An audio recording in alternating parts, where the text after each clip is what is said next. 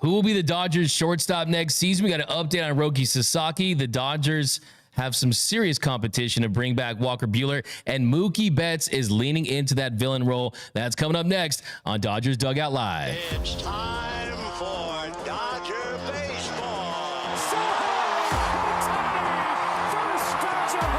Welcome to Dodger Stadium. Dodgers win! This is the golden age of Dodger baseball. Grand slam! It's a double for Freddie. Mookie magic! They're going to make big signings. They're going to make impact trades. This is the most anticipated season in Dodgers history. Dodgers have won it all in 2020! Pink blue, bleed blue, and I'm out.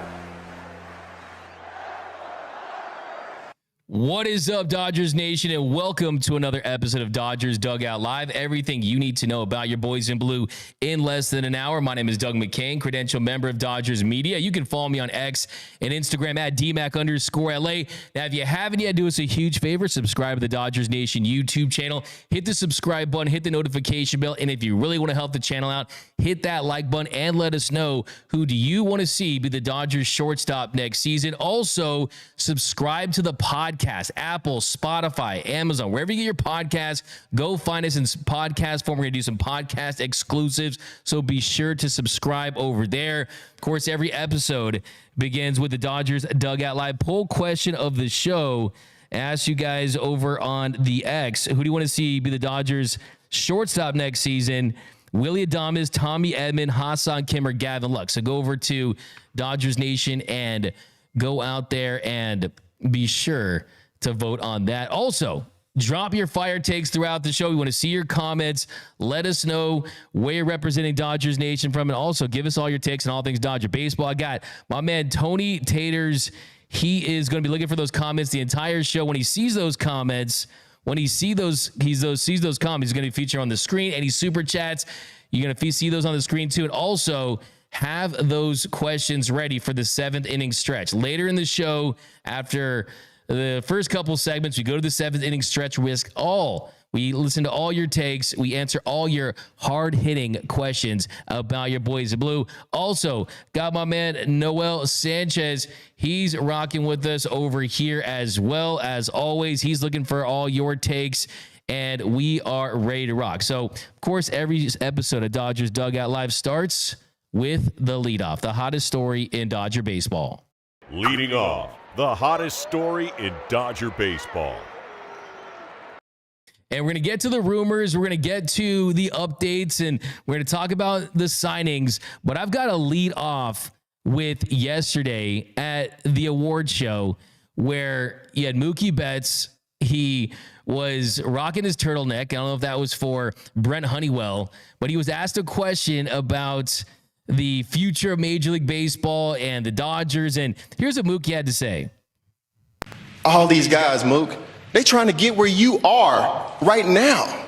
They want to be you. So I want to see if you can give them some kind of motivational speech, any kind of advice you can give all these guys trying to get to where you are. I would say y'all just got to wait the next 7 years. And after that, then y'all can win. But right now, no, you just got to wait. I love it.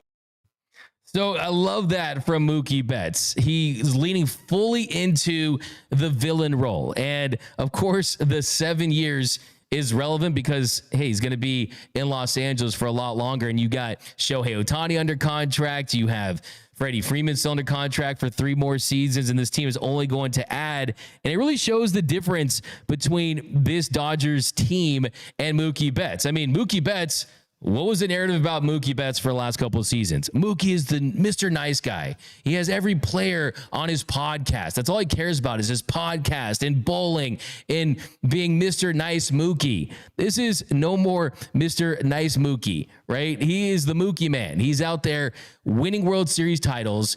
He's out there saying that it's every other team's World Series to face the Dodgers. And it was an interesting question. He kind of set him up there to have to say something. And Mookie could have said anything. I mean, look, anytime you're a professional athlete, you're not really going to give other professional athletes that much advice. But still, I think it was definitely telling for where this Dodgers organization is headed to. Because They truly are at the top of Major League Baseball. We've thought that for the past couple seasons. We've felt that this team gives this organization all the resources and this team and Dave Roberts everything they need to go out there and win multiple World Series titles, but they haven't done it. Now they've done it. Now it's how many do you add? Are you going to be a team that wins a couple World Series? Are you going to be a team that truly establishes itself as a dynasty? Because let's not forget, in Major League Baseball, it is the hardest sport to develop a dynasty. You haven't had a back-to-back champion since the 2000 Yankees. You haven't had a back-to-back champion in the National League since the Reds of the 70s. So the Dodgers have a chance to do something very, very special. And it just goes to show you the ups and downs of a regular season and how quickly a World Series title can shatter a narrative. Look at Mookie Betts, for example. What was the narrative about Mookie Betts? Great in the regular season, but doesn't step up in the postseason. He's Mr. July, Mr. August, but not Mr. October.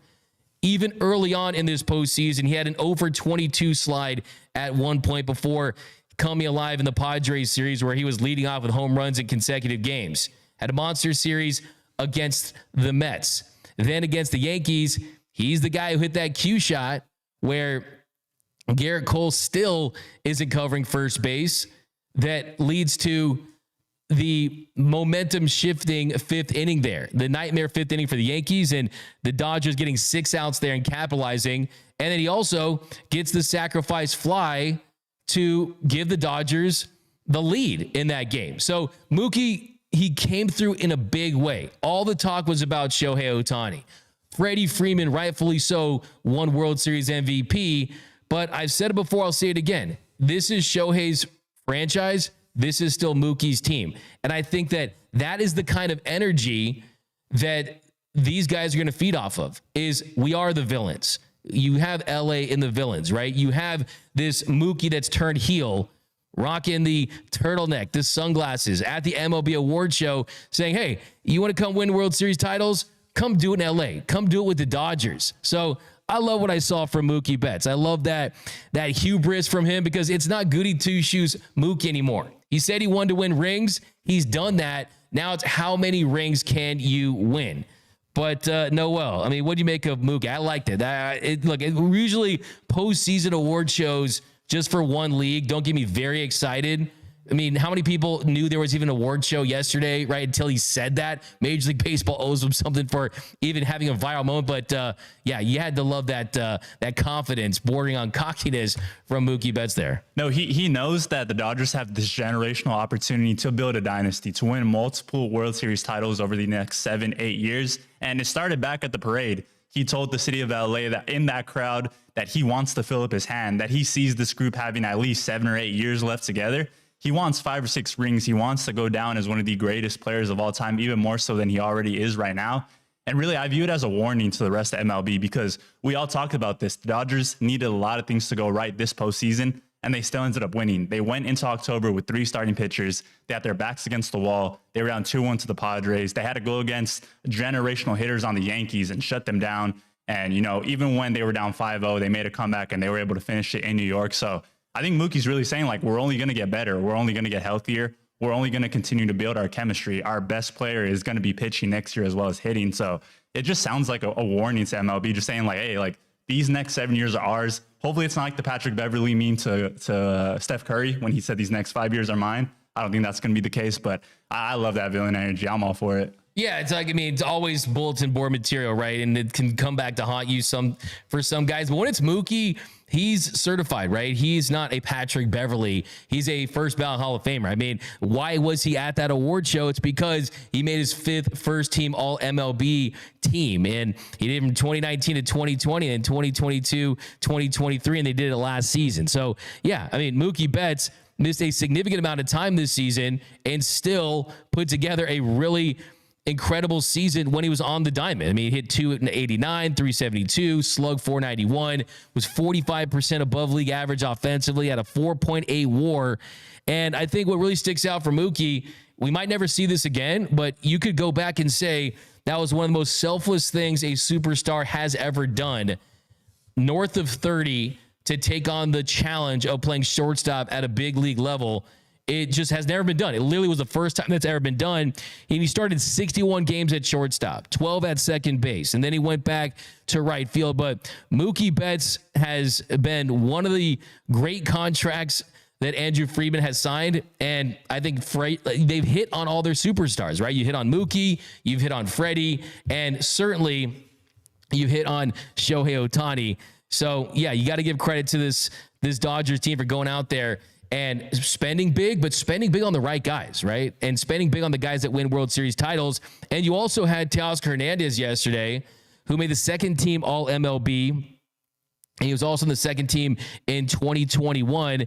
And Freddie Freeman, he was the only guy to earn MLB players honors all time in the first 5 years of the award, which started in 2019. And he really had his moment in the postseason. So yeah, really good to see the Dodgers continuing to get these awards and get the credit they deserve for an incredible regular season. I mean, Shohei Ohtani, he won the Edgar Martinez Award for the best DH. He won the National League Hank Aaron Award as the league's best offensive player. Shohei Ohtani is cleaning up at the award show circuit. I mean, he first team All DH in 2021 and 2023, second team in 2022, and he was also a first team starting pitcher in 2022 and 2023. So these guys are stacking it up, but I guarantee you that these individual awards, since they've already accomplished that, all they have left is to win World Series titles and continue to pad those Hall of Fame legacies. But coming up next, we've got a Dodgers Did You Know? Also, we're diving into the rumors again. It's a lot to get into. That's coming up next on Dodgers Dugout Live. What up, Dodgers Nation? D-Mac here to remind you that if you have not yet, be sure to subscribe to the Dodgers Dugout Live podcast. You can find it wherever you get your podcast. So if you want to listen to the show in audio form, when you're driving to Dodgers Stadium, when you're driving from Dodgers Stadium, when you're commuting to work, wherever it is, you definitely want to lock into the podcast. We're going to start featuring some podcast exclusives, interviews. So definitely, even if you do watch the show daily on YouTube, be sure to subscribe to the Dodgers Dugout Live podcast wherever your podcast. So be sure to do that. It really supports the channel. And as always, think blue, bleed blue, and I'm out.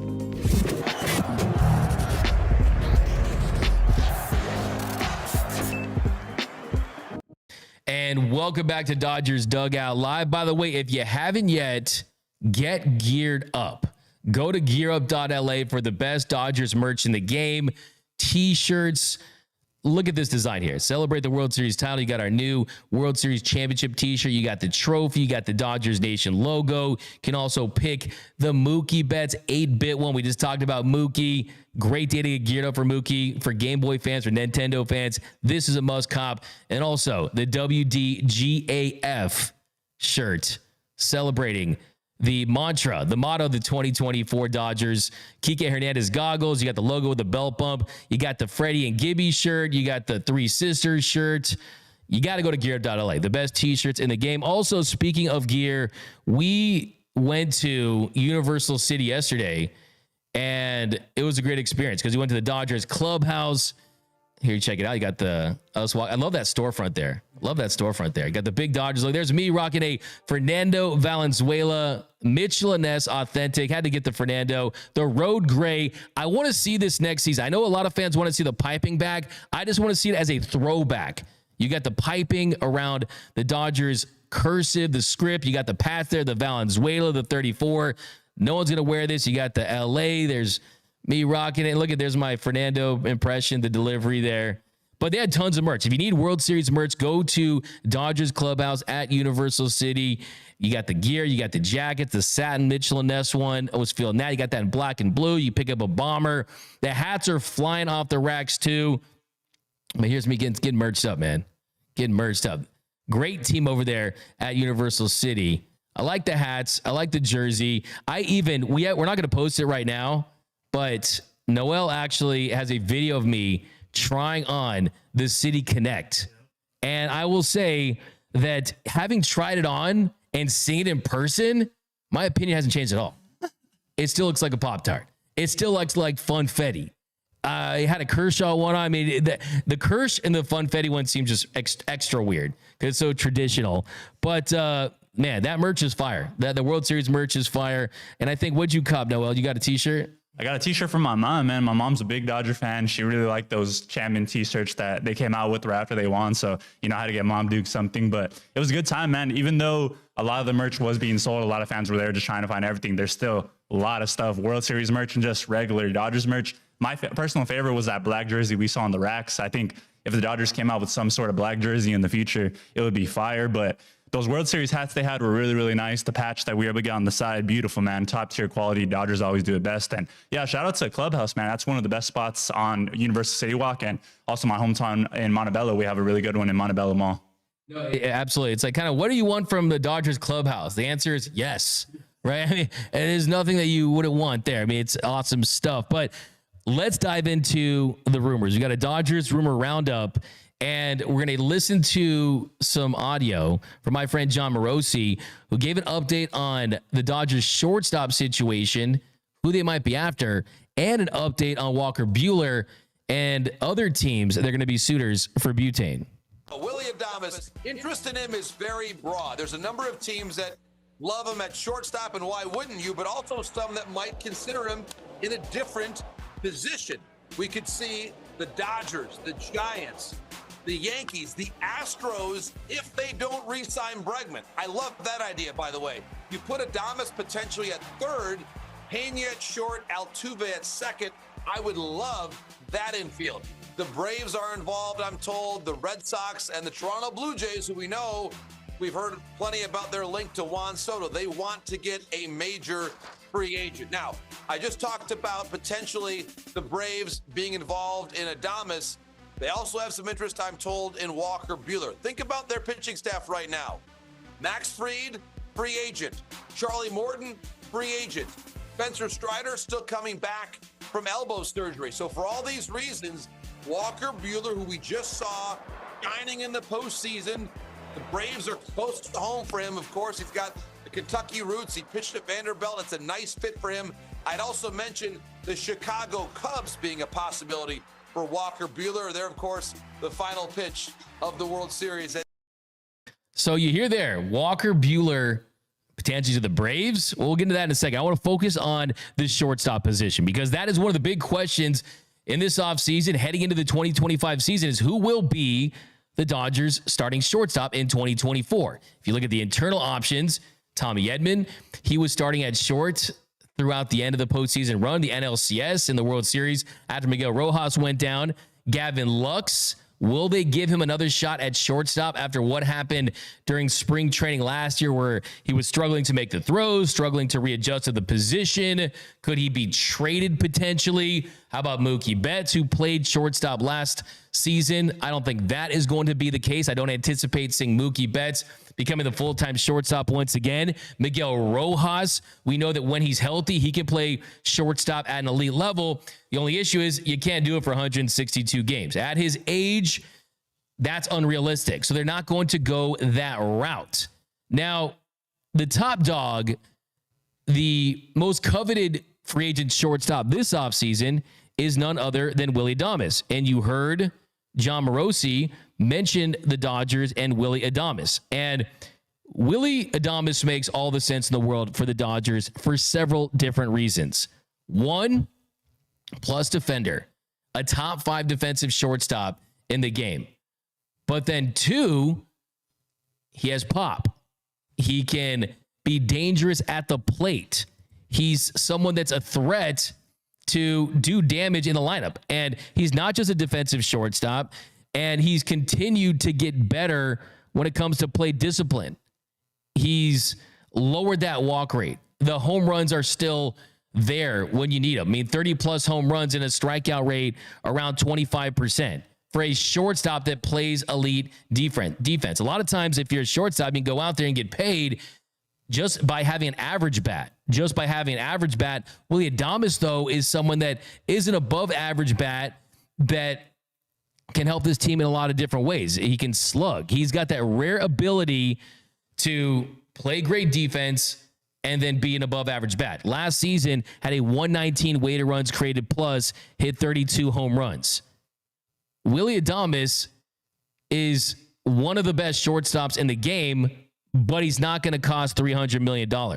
He's not going to cost Corey Seager money, Francisco Lindor money, even Carlos Correa money. And that's a very enticing possibility because if you look at the market for shortstops, he just turned 29. What did Dansby Swanson get? He got $177 million. Javi Baez, $140 million. Trevor Story, $140 million. That's the range where Willy Adames sits at. And when you consider the power, when you consider who else needs shortstops out there, the Braves, the Tigers have Trey Sweeney. They like him at this point. The Braves, they like to extend their players, their internal talent. You really see the Braves going out there and dropping $140+ million for Willy Adames? I just don't think they will. He is Francisco Lindor-ish at half the price and half the years. Francisco Lindor and Willy Adames, since 2018, Willy Adames made his big league debut. He's been one of the best 5 to 10 shortstops in baseball, offensively and defensively combined. And he's second in the sport behind Francisco Lindor in home runs by shortstop since 2018. He's also 7th in WAR in that span. So Willy Adames, he's got a cannon for an arm. He's got range. He's athletic. He's got power. And he can also, if you wanted to, move him to third base after Max Muncy is gone. So he can also slide over to third base. Has that versatility. So as for the free agents, Teoscar Hernandez, Willy Adames. Those are the two position players the Dodgers need to sign this offseason. Teoscar Hernandez, you bring him back. You get the reunion with Teo. 70, 80, 90. We'll talk contract more in a bit. But you can get a deal done with Teo. And then I think contractually with Willy Adames, I like 5 years, $146 million. I like 6 years, $152 million, something in that range. All sub 200 for a top 5 shortstop. Because the truth of the matter is the Dodgers don't have options for a long-term solution. When you look at internally within the organization, we look at even Gavin Lux, a couple more years of arbitration. Do they really feel comfortable going that route? Tommy Edman, if you have him at shortstop full-time, you lose what makes him valuable, and that's his versatility. I want to see Tommy Edman as the Dodgers starting center fielder and Willy Adames as the Dodgers starting shortstop. So I got some comments down below. You guys talking about Willy Adames, Ray Barrios. Yes, Adames is a regular season player, but being a shortstop that produces, that's all that should be expected. It is the most difficult defensive position on the diamond. It is extremely hard to play at an average level and expect plus offense, right? There's 10 of those guys on the planet. There's 10 of those guys on the planet that can do what Willy Adames does, and it's a major league. It's a major, major plus. If you look at last season in Major League Baseball for shortstops that hit at above average level, I mean, you got 15 of them, but that's half of a starting team, right? I mean, it's half the league has even a close to being an average shortstop offensively, and then you factor in defensively. Willy Adames too, personality-wise, he's got the smile, he's got the charisma. He looks, he feels, he appears. He just looks like a Los Angeles Dodger to me. And he's friends with Mookie Betts. You don't have to break the bank on him. I mean, like I said, sometimes 4 quarters is the same as $1. Give me a Teoscar Hernandez, Willy Adames, and a starter and a frontline starter. Give me that over Juan Soto all day, every single day. Give me Adames, Teo, Blake Snell, bring back Buehler, bring back Trinan, and then you got a lot of quality there in positions of need. So that's the route I'm going. Now, another option is Ha-Seong Kim. Ha-Seong Kim. Ha-Seong Kim is interesting. would come at a fraction of the cost. A Bleacher Report writer actually predicted that Ha-Seong Kim would sign with the Dodgers.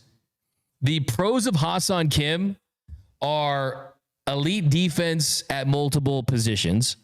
He can play shortstop, can play second, he can play third base. He's a really good base runner, above average. He's stolen 78 of 95 bases in the last couple of seasons. The only issue with Willy Adames is does not hit for power. Does not hit for power. Or with Ha-Seong Kim is he does not hit for power, which Willy Adames has that in his bag. Willy Adames can leave the yard. He can hit for power. Ha-Seong Kim, 17 home runs in the last 3 seasons combined. 17 bombs for Ha-Seong Kim, an isolated power of 132 and 138.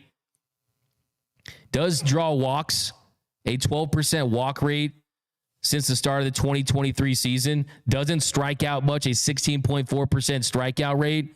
So what you get with Ha-Seong Kim is a guy that doesn't strike out a ton, a guy that does draw his walks and get on base, does not hit home runs, but the trade-off is defensive versatility and the fact that he's coming off that shoulder surgery where he's probably not going to be ready to start the season. But when he does start the season, you could get him at a discounted rate. You could be looking at a 1-year deal for $14, $15, $16 million potentially for Ha-Seong Kim. For me, I don't want Ha-Seong Kim because I want Willy Adames. Okay? I don't want to settle for less than that. I think you need some stability at that position because if you sign Ha-Seong Kim, really it's a Band-Aid, it's some duct tape, right? It's a spare tire type of signing where it's not a guarantee for long term. And I think that you just need someone that's a little more dynamic. I mean, I think that Ha-Seong Kim makes sense for a team like the Braves that doesn't want to break the bank at that position. And he does almost feel like a consolation prize. The Dodgers, you don't need to sign consolation prizes. Your owner is worth more than $12 billion. You're making over $100 million a year on Shohei. You're not paying him. You're making him that, right? You're making money from Shohei. You don't need to enter those promo codes and enter a coupon code and use coupons, okay? The Dodgers don't need to do that. But I asked you guys over on the X, who is going to be the Dodgers shortstop in 2025? And interesting results here because a lot of you agree with me, but most people want Tommy Edman there. So right now, 43% say Willy Adames, 10% say Ha-Seong Kim, 44% say Tommy Edman, and 3% say Gavin Lux. But I disagree. I love the fact that Tommy Edman can play shortstop. It's a great indicator of why they traded for him, why the Dodgers have coveted him for so many years. And that's because of that versatility. Also, you add the fact that you need outfielders. You need him to play center for you. Who's it going to be? James Outman? Tommy Edman is a much better choice to be a guy that the lion's share of his starts are in center. We got Alfonso Lucio. Kim should be calling the Dodgers to join, not the other way. That's from Alfonso Lucio. Give me the Let's Go Dodgers for that. We got at Timbo Slice. Adames hits with runners in scoring position, plus defensive, plus speed. Yeah, all that's true. And here's the thing, too. The competition for Willy Adames is going to be interesting because it does feel like if the Dodgers really want to address that position, Mookie picks up the phone. And he's watching last night. He's watching Mookie Betts hoist that commissioner's trophy. And it kind of makes you feel like, hey, it's time for the recruiting pitches to begin. It reminds me of a team that feels like they're at the beginning of something special. And it's, hey, if you want to win, you got to join us. If not, you're going to be watching us win. And you're absolutely right. When it comes to clutch hitting, that's what we got with Teoscar Hernandez, right? Teoscar Hernandez proved that with runners in scoring position, when the game was tight, when you need a big base hit, he usually came through in those situations. Willy Adames is someone that also has a flair for the dramatic. Last season, Willy Adames hit 1,065, had a plus 1,000 OPS with runners in scoring position last year. Give me more of that. Give me guys that have any history of coming through with runners in scoring position. So for me, I am buying a big mansion on Willy Adames Island. That's where I'm living at. You guys know that this was the first show to mention Willy Adames years ago.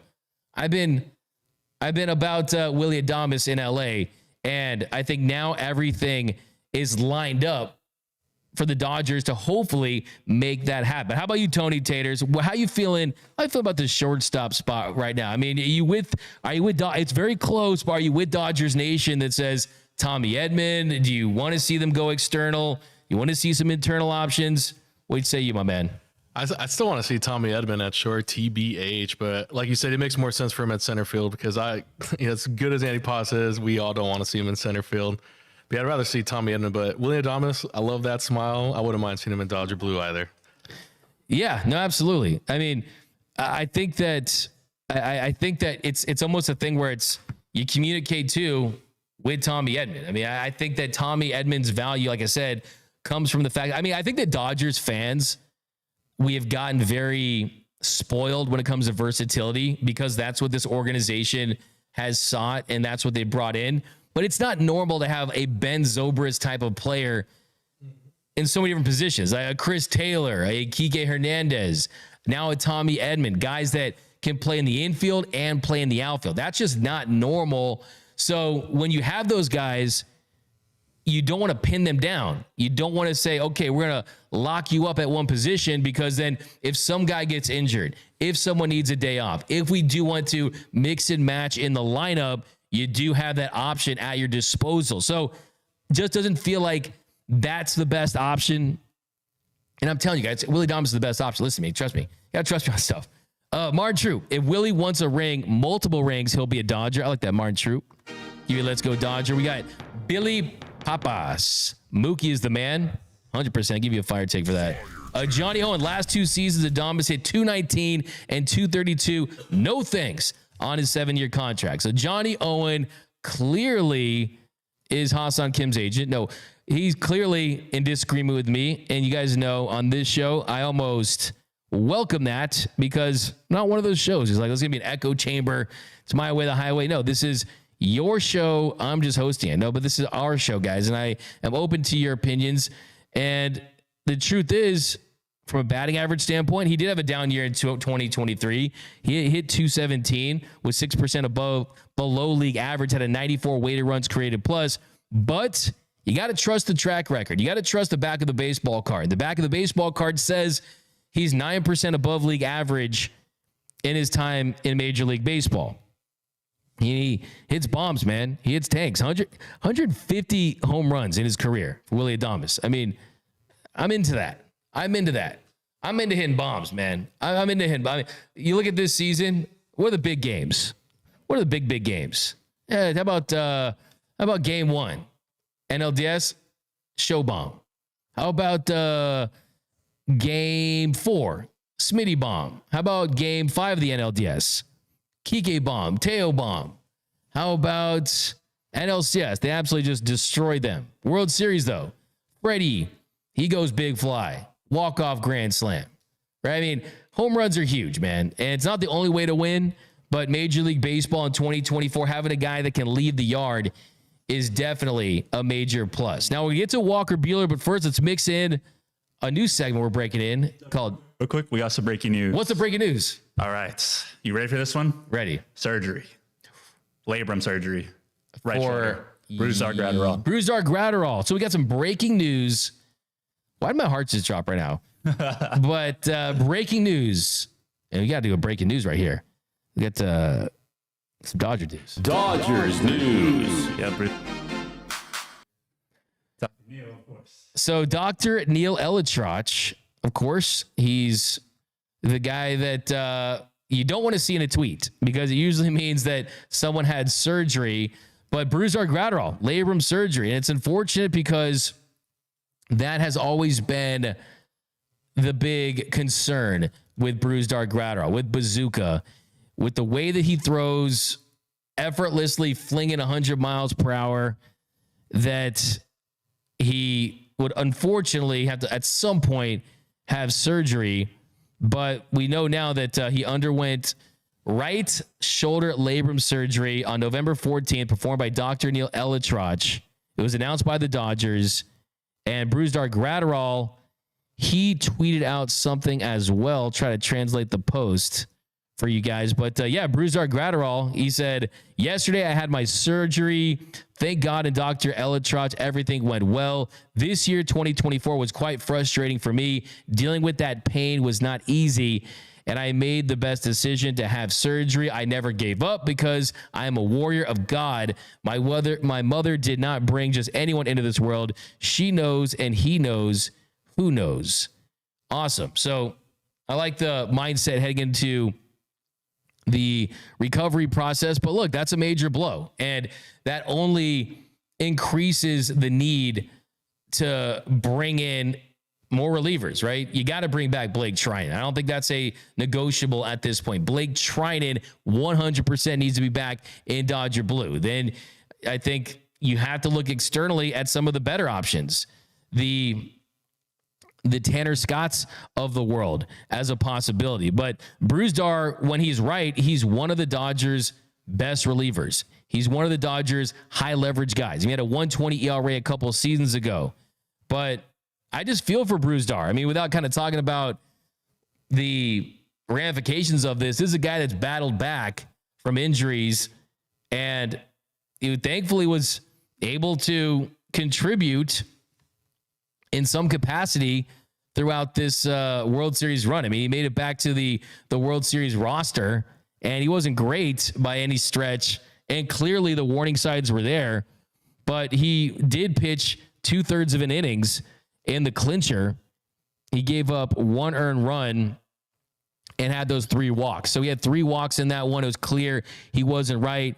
In the World Series, he had a 3.86 ERA, gave up 2 hits in 2 1/3 innings, gave up 1 earned run. So look, I mean, he did contribute. You got to give him credit. And then his regular season, of course, he had the shoulder inflammation that bothered him all season long. Then when he came back, he had the hamstring injury that looked like it was going to be a grade 3. It goes to a grade 1. They downgrade it, but hopefully he can get back, and we'll see what that means. As far as kind of what pops into my head is injured arms taking up spots on the 40-man roster.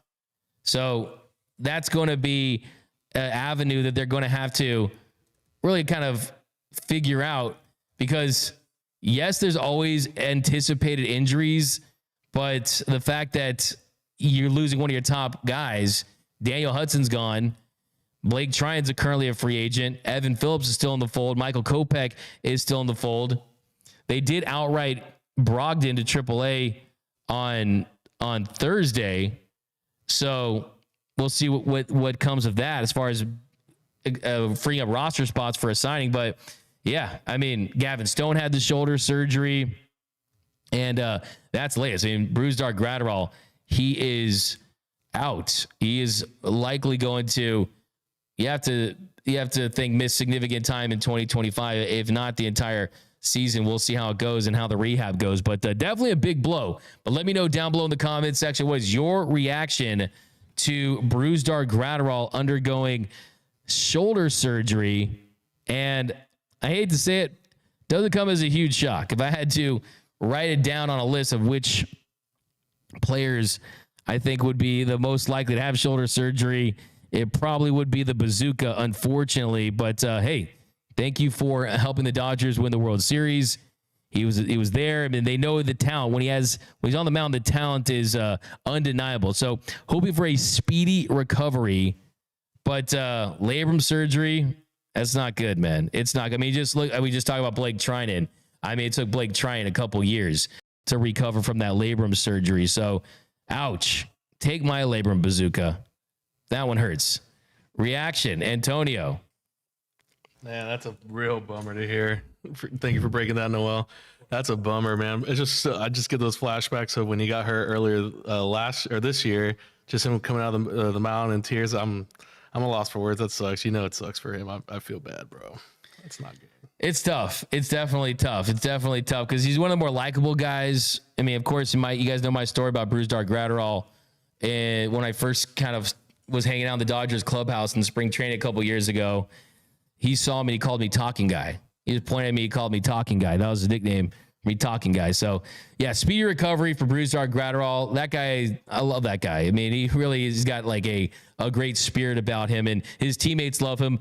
Every time I ask any of the Dodgers which of your teammates would make the best football player, he's always the guy. But Noel, thoughts on losing the bazooka? Super sad. Just like Tony said, just seeing the adversity he had to face this past season. But the man is a dog. I mean, I really like what he tweeted. He said his mom didn't just bring anybody into the world. He's fought through a lot to get here, and he's not going to let this stop him. I mean, the good thing about surgery is that Dodgers have a great medical staff. They're in Major League Baseball. They have a plan set out to really just make sure he's right. Like you said, it was uncomfortable pitching through that pain, and you'd rather take care of it and address it in the offseason and give yourself a chance to still be with your team and still rehab. And the good thing about the Dodgers, like you said, they have the room now to kind of go after some more relief pitching to fill his place for the meantime. But I think Bazooka is always going to have a place on this team. And like we've seen what he's been able to do over the years. I don't think that this is something that is going to stump him. He's just going to work harder to be a part of the bullpen dogs once again. Yeah, I mean, the hope, too, is that he'll be back for, I'm hoping, the second half of the season. I mean, that'd be ideal if you can get him back at second half of the season for the postseason run and everything goes right. A lot of ifs with that, though. So there's the latest on Brusdar Graterol. Now, going back to what John Morosi said about Walker Buehler, I found that very interesting that he mentions the Atlanta Braves. And I think that we have to ready ourselves for what could be a pretty competitive market for Walker Buehler, because Walker Buehler has certainly completely reversed a lot of the questions about him through his performance in the postseason with Dodgers fans. But is it enough for executives? Is it enough for teams around the league that saw the year he had in the regular season, where he struggled throughout? The swing and miss was gone for the most part in certain starts. Then some starts towards the end, he kind of got it back a little bit. But here's the case for it. I'm going to make the case for re-signing Walker Buehler. And I think they should. I think Walker Buehler should be back with the Dodgers. And I'll tell you why. One, look at the price. It's not going to hurt them, right? There's no such thing as a bad one-year contract. No such thing as a bad 2-year deal with an opt-out, right? And I think with Walker Buehler, you don't have to compete too hard, right? With Teo, it might be the difference of $30 million keeping him and him going to another team. With Walker Buehler, it's not going to be that much competition in my estimation. I think there's going to be competition for teams. I think there's going to be a lot of teams lining up that want to sign him for $15 million on a 1-year deal. But I don't think you're going to have a team outside that's going to say, no, how about 5 years, 100? No, I don't think that team exists. I think that teams still need to see him prove that he can stay healthy and be effective for an entire season before they consider giving him a multi-year deal, before they consider giving him the kind of bag that he's after. Because make no mistake about it, he did not have a good year last year in the regular season, but he was coming off the second Tommy John surgery. So here's the case for Walker Buehler. One, coming off of second Tommy John surgery, was going to take a while to get that feel back, was going to take a while for him to reestablish himself on the mound with a different mix, less four-seam fastball, working in a sinker, using that sweeper, going to the knuckle curve. I mean, it was going to be a process. I think he deserves a mulligan for his 2024 regular season. I really do. I think that he's probably not the 13 scoreless inning pitcher that we saw towards the end of the postseason. He's probably not that guy on a start-by-start basis, but he also isn't the guy that got roughed up throughout the regular season. He's closer to the guy we saw in the World Series than the guy we saw that struggled throughout the regular season. I don't even think he's in between that. I think he's closer to the one that struck out Alex Verdugo and gave you the "are you not entertained" pose, right? I think he's closer to that guy than the one that started the season. Another reason why I like it is the four-seam fastball was back in the postseason. If that's the four-seam fastball we're going to see next season, you absolutely bring him back for $15 million. Because if you looked at the vertical break, he had 18.5 inches of vertical break with his four-seam fastball in the postseason. The regular season, it was at 16.7 inches. The postseason at 18.5 inches, that was pretty on par with what we saw a couple years ago. So the vertical break of the four-seam fastball was closer to career norms. And then you look at just his success against hitters. The postseason, opponents of 305 WOBA, weighted on base average. Regular season, 446. So they didn't hit him like they did in the regular season. He wasn't giving up tons of home runs. And you also see him get more comfortable with that knuckle curve.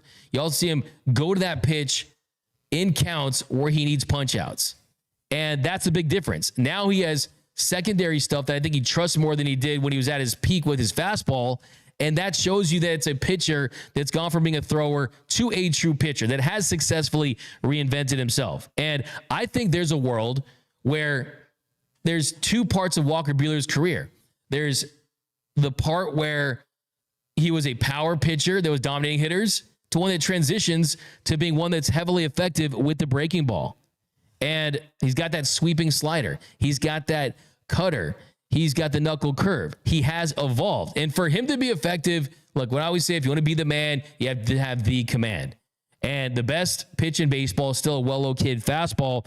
And if he has fastball command, that's going to help him generate swing and miss, especially up in the zone. It's going to help him get hitters to freeze at pitches in the bottom of the zone. He can change eye levels there. And that's what sets up the knuckle curve in the sweeper, is that fastball command on the edges. That's what we saw from him in the postseason. Also, he threw more sinker this year.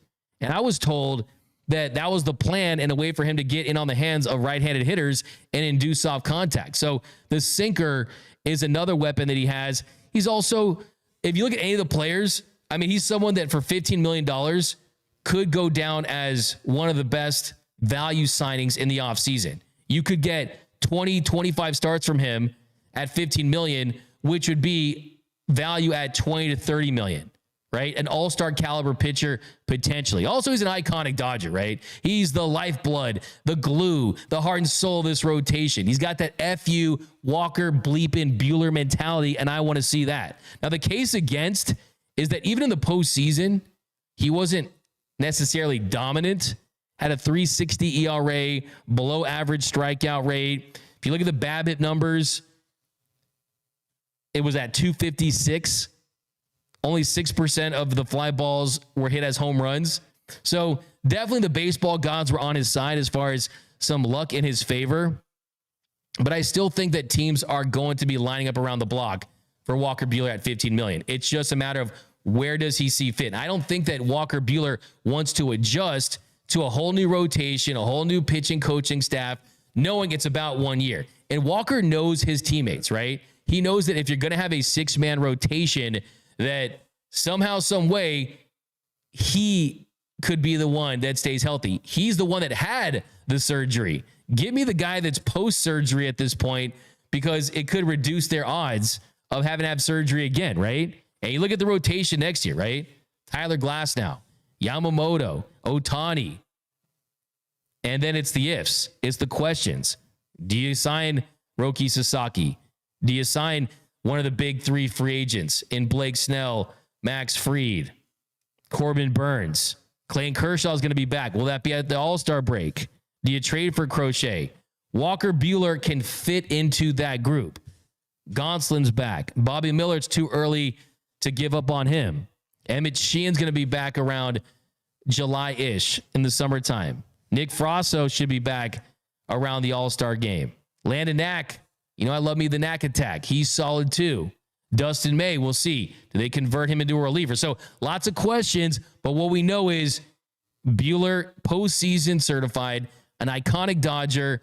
He's a man on a mission too. That 1 year contract, that 1 year prove-it deal, hey, Buehler's built for that. Bring me Walker Buehler back in Dodger blue. The Dodgers 100% should re-sign Walker Buehler. Now, before we get to our seventh inning stretch, you're going to do a little Dodgers Did You Know? It's time for Dodgers Did You Know? A mind-blowing fact about your boys in blue.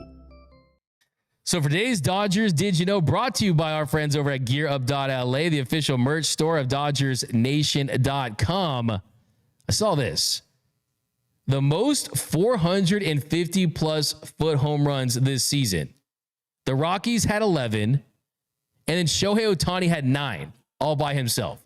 So the Rockies had the most at 450 plus feet home runs. The Rockies had 11 450 plus foot home runs this season. Shohei was second with 9. The Diamondbacks had 7. The Yankees had 7 with Aaron Judge and Stanton and all those boppers, and the Pittsburgh Pirates had 5. So just think about that. The Rockies, a team that plays 81 games at Coors Field. I always say Coors Field playing there is like bowling with the bumpers on. And you were only able to hit 11, and then Shohei hits 9 all by himself. They only had 2 more 450-foot home runs than Shohei Ohtani. So think about that. The Dodgers' best starting pitcher, he was responsible for 9 450-foot home runs. Just, I got to word things that way just so we never forget how ridiculous Shohei Ohtani is. So, unbelievable. The Dodgers, by the way, have 10 total, including Shohei Ohtani. Only had 1 outside of that. But when you see Shohei in the box as a left-handed hitter, hitting to right center the way he does under the Daiso sign, we don't see that. That isn't normal. Shohei Ohtani, one of the best sluggers in the game. But coming up next, the 7th inning stretch where we answer all your questions. That's coming next on Dodgers Dugout Live. Now, welcome back to Dodgers Dugout Live. We got the 7th inning stretch and have those questions ready. We'll read your super chats. Let's get into it. The 7th inning stretch. The 7th inning stretch.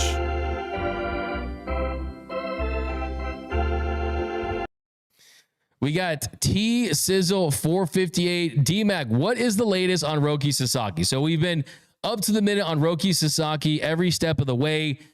Jim Bowden of The Athletic, he said, first, Sasaki won't be signing until after January 15th, when MLB's new international signing period begins and each team's bonus pool will be replenished. Because of his age, Sasaki will be considered an international amateur free agent and must sign a minor league deal with a bonus paid from the team's international pool. Teams' individual bonus pools are capped at around $7 million with some variation. So even if a club commits their entire bonus pool to Sasaki, there won't be enough monetary difference in the offers to make the bonus a significant factor in where he signs. Then he says, second, although the Dodgers are interested in Sasaki and some of the industry have touted them as the favorites to land him, I don't think that's the case. In fact, based on my conversations with league sources, including front office decision makers who are optimistic their chances of signing Sasaki are just as strong as any team, I think it's unlikely he'll end up with the Dodgers. Wow. Way to pour some cold water on our Roki Sasaki dreams.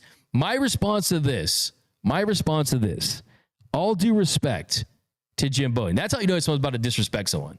When they say all due respect, but all due respect to Jim Bowden. This is the same guy that promised us that Nolan Arenado was going to be a Dodger by Christmas in 2022.